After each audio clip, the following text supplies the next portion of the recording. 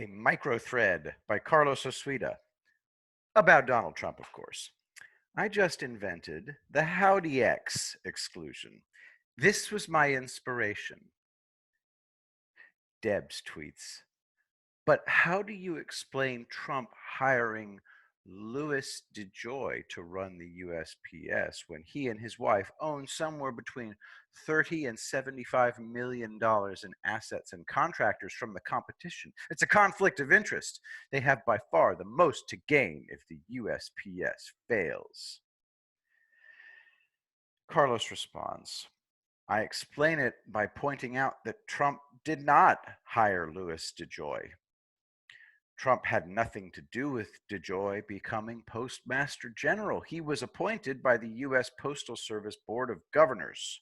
Quote, the Board of Governors then began an extensive nationwide search, employing a national executive search firm to conduct the search with additional advisory services from Chelsea Partners. In the ensuing months, the governors reviewed the records of more than 200 candidates for the position before narrowing the list to more than 50 candidates to undergo substantial vetting. Subsequently, the governors interviewed more than a dozen candidates in first-round interviews and invited 7 candidates for follow-up interviews. The narrow list of finalists then underwent a final vetting process before the governors made their decisions. From about.usps.com, link in the description.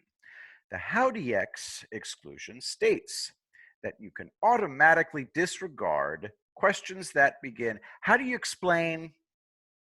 Anyone who engages you that way is either a liar or an imbecile who sucked up a liar's made up or delusional spewage and then regurgitated it on you.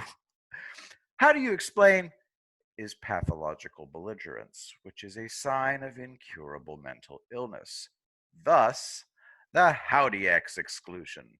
You don't even have to acknowledge the question because the person has already revealed that they're not acting in good faith.